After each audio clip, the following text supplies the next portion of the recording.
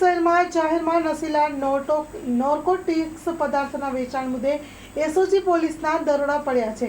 શહેરના લક્ષ્મીપુરા વિસ્તારમાંથી ગાંજાના નશીલા પદાર્થો સાથે 2 ઇસમોની અટકાયત કરવામાં આવી છે.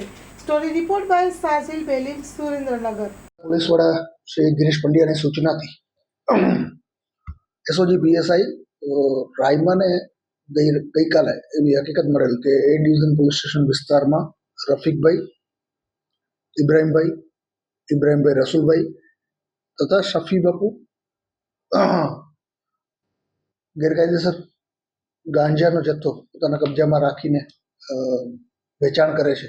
એ બાતમી આધારે તેઓએ આ 3 શખ્સો ઉપર રેડ કરતા આ લોકોના કબજામાંથી 540 ગ્રામ 42 ગ્રામ 5000 આશરે 5000ની કિંમતનો ગાંજો મળી આવેલ, જે કબજે કરી આરોપીઓને ધરપકડ કરી તેમના વિરુદ્ધ એનડીપીએસ એક્ટની કલમ હેઠળ એ ડિવિઝન પોલીસ સ્ટેશનમાં ગુનો રજીસ્ટર કરાવેલ છે.